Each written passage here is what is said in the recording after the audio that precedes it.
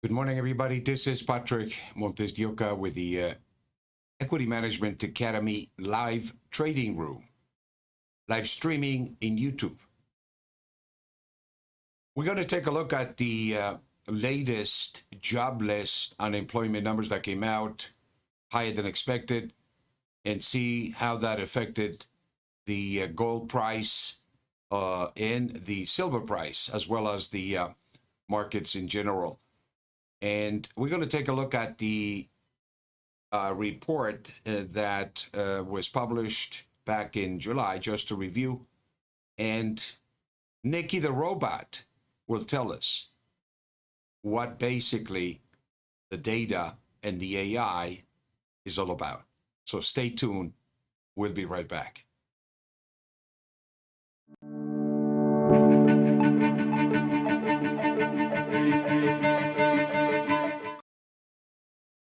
Welcome back, everybody.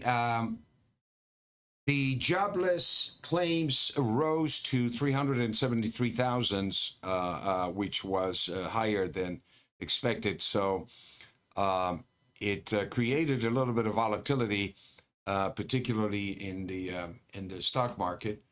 The equity markets are in a bit of a correction here as we take a look at the E-mini S&P from basically the highs that we made yesterday around 43.50, and the AI of the VCPMI recommended to take some profits at these levels, and obviously it worked out very well in terms of the market accuracy and pretty much activating the reversion to the mean and bring the market back to what appears to be is below the mean, now trading at about 42.92. We want to take a look at basically the energy in the market right now in terms of just the equity markets is in a little bit of a nervous, I believe, conditioning, because everybody is worried about inflation. The media has saturated the word inflation. The internet is pretty much saturated with that. And when I took a look this morning at the 10-year note, it was down to about 1.28.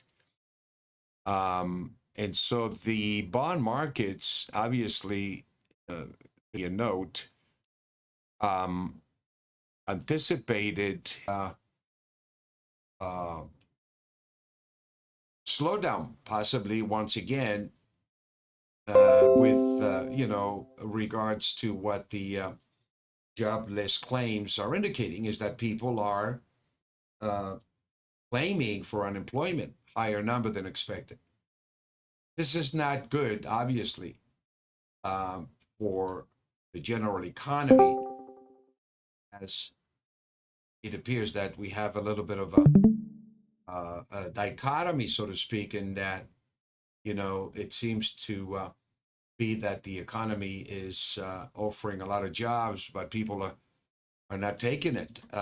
And we have yet another announcement this morning from President Biden announcing that there is another $600 stimulus package underway. And I think what we're looking at here is the implosion, pretty much, of the US dollar if they continue to print money. It will only erode the purchasing power of the US dollar. And this is pretty much basic mathematics, that if we go back here just 2020 March, they announced that the Feds announced that they committed about 10% of GDP, which is about $30 trillion, that it would take to come out of this pandemic, anticipating a collapse in the stock markets, and obviously the Fed stepping in and buying repos $120 billion a month is keeping the market afloat. So any slight talk about raising interest rates or tapering is going to turn the market into a reversion back down to the mean as it digests basically the expense factor that we could potentially see on this huge amount of debt, in which at this point this economy cannot and is not able to manage its debt at those levels, particularly if interest rates rise, to levels that we saw just a few years back of 4 or 5%, it would be a disaster for the world economy. So the fear actually that is underneath the other side of the inflation, and I think the sentiment will catch on to this, is really not the fear of inflation, but stagflation, or basically deflation coming in. And so it puts a lot of pressure on the government to continue to provide stimulus to the economy as it is doing. And as it continues to provide that, for every dollar they print, the dollar loses that much value. And so you're looking at assets across the board accounting for that 10%, $30 trillion stimulus that, potentially is at hand, that could devalue the US dollar accordingly, and you're looking at a 20-30% devaluation of the dollar, then you're looking at an appreciation of 20-30% of assets in US dollars. The thing that I think is difficult to understand for most people is that even if the price of your assets are rising in US dollars, you're not really making any money, because the currency that is underneath those assets is being devalued by as much as your assets are increasing. And unless you price those assets in gold, which is the other side of the US dollar, you're not going to get the real value, intrinsic value of those assets. And so what's happened here is that we've seen a tremendous shift in virtual currencies, for example, which have been, I think, a better choice for most people, for most money, because it's out of the banking system. And therefore not as controlled or manipulated or regulated, as gold would be, or any other asset, you might say, that is based on that currency. Not to mention, obviously, that the silent effect of the currency devaluation is not really discussed. And this is, I think, what the markets have shifted to, particularly real estate. And if you take a look at now just every other asset out there, not only because of the bottleneck squeeze, you might say, that we have in the supply chain, but and we can't get any kind of supply, from computer chips to bicycle parts to automobile parts. I mean, but yet the prices are exploding. The thing that is happening, I believe, that could begin to build a self-fulfilling prophecy, for example, is that if the retail stores now believe that we are going into this inflationary cycle, or this devaluation of the currency, and they understand, being in business, that as the dollar devalues, the costs of their products go up. So they're beginning to hoard now inventories, anticipating an even more, you might say, high a level of shortages developing. And in fact, if we take a look at what's going on, with regards to the pandemic, it's not over yet.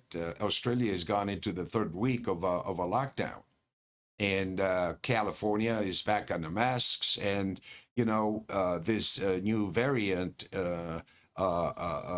is causing a lot of once again economic panic, economic nervous. So people are going to begin to sell equities, not necessarily because of anything else, except that the panic mode, and particularly if they've been long for such a long time, and so that it increases more the possibility and the potential that panic can come in the stock market and begin to affect pretty much all the other assets across the board, and sell, including gold mining shares and silver mining shares and so on, that are assets pretty much that are within this holdings of these investors. Now, I want to say to you is that if that is the case, in terms of a potential liquidation mode correction in the gold market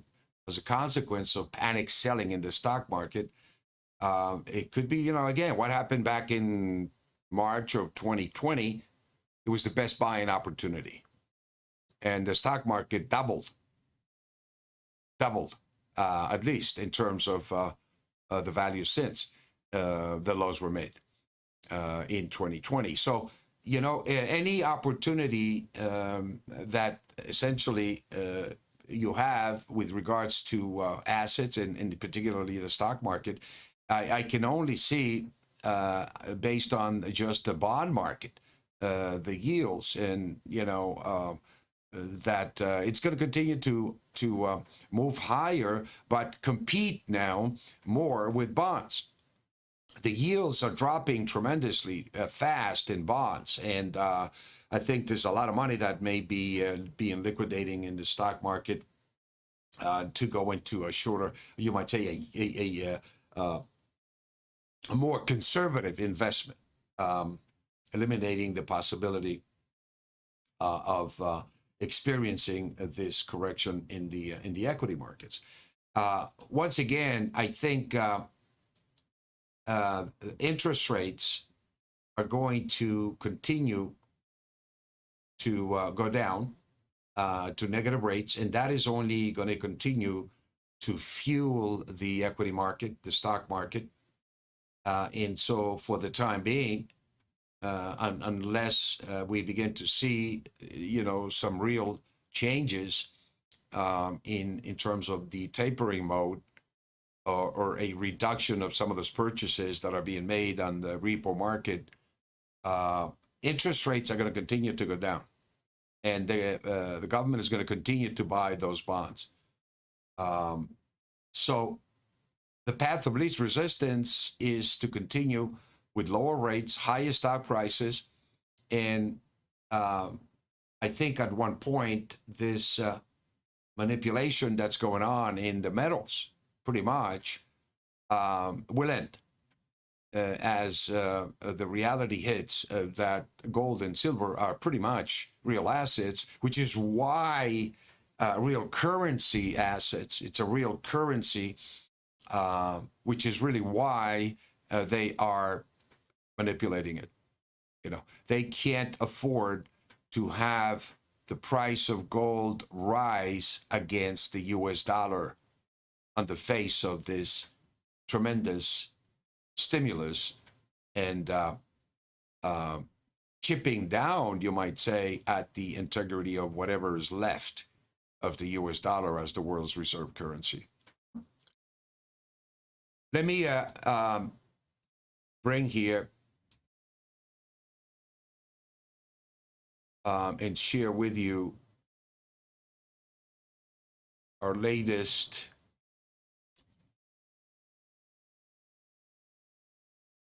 report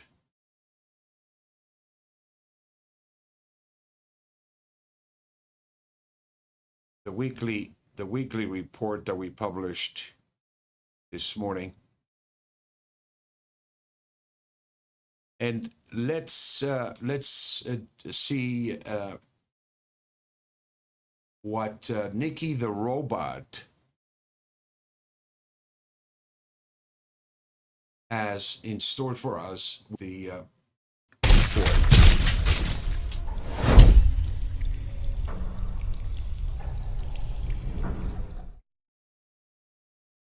Hello everyone, this is Equity Management Academy with a weekly gold update for July 2nd, 2021. Summary. The weekly trend momentum of 1840 is bearish. The weekly VCPMI of 1778 is bullish price momentum. A close below 1778 stop negates this bullishness neutral. If long, take profits 1806 to 1834.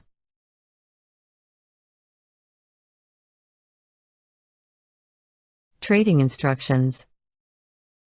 Weekly trend momentum, 1840, bearish. The gold futures contract closed at 1783. The market closing below the 9-day SMA 1840 is confirmation that the weekly trend momentum is bearish. A close above the 9 SMA would negate the weekly bearish short-term trend to neutral. Weekly price momentum, 1778, bullish. With the market closing above the VC weekly price momentum indicator at 1778 is confirmation that the price momentum is bullish.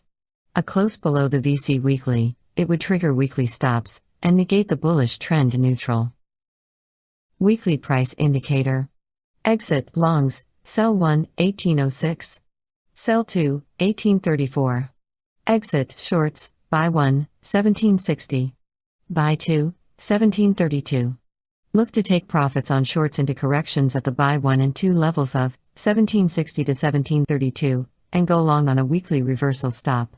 If long, use the 1732 level as a stop close only, and good till cancelled order. Look to take profits on longs, as we reach the sell 1 and 2 levels of 1806 to 1834 during the week.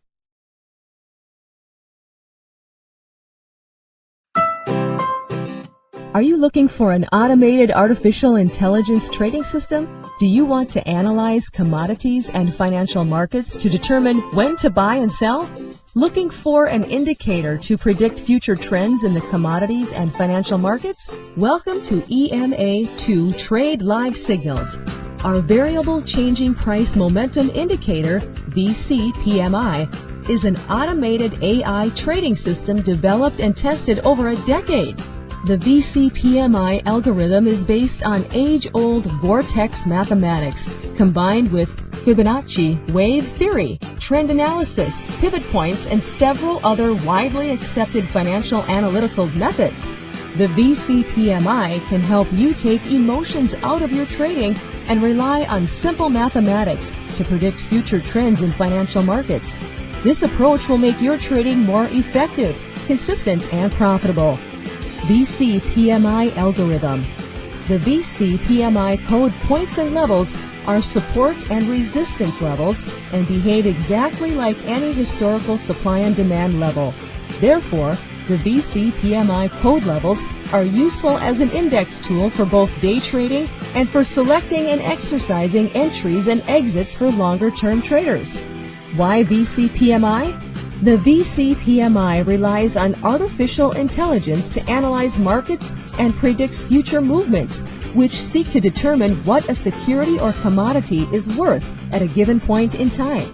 The VCPMI uses technical analysis in the form of mean reversion trading, which seeks to capitalize on extreme changes in the pricing of a particular market based on the assumption that it will revert to its previous state.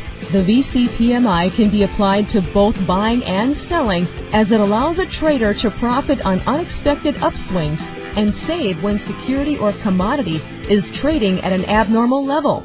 Visit EMA2trade.com for more details.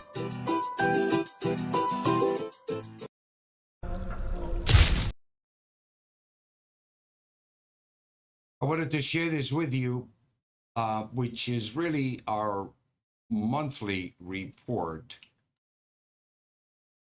that we published on July 1 that pretty much anticipated the targets that were completed this morning.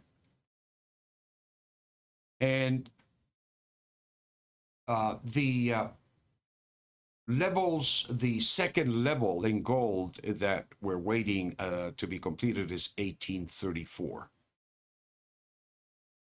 Let me share with you the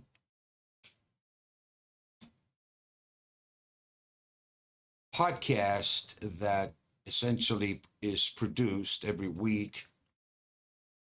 If you go to my website, imatotrade.com, and click on media, you're going to see podcast. Click on weekly podcast, and it will take you to the weekly podcast website.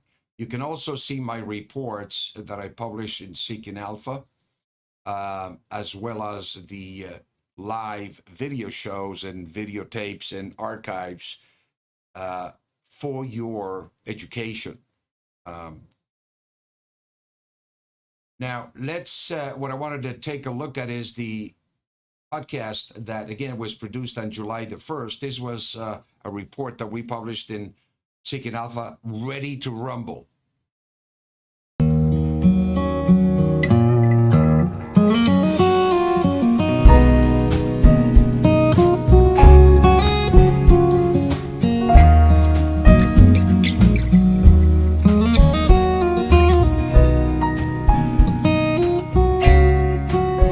Hello, everybody. This is Patrick MontesDeOca with a weekend podcast for July 1st, 2021. This report was published in the Associated Press through Seeking Alpha. Gold, ready to rumble? Summary.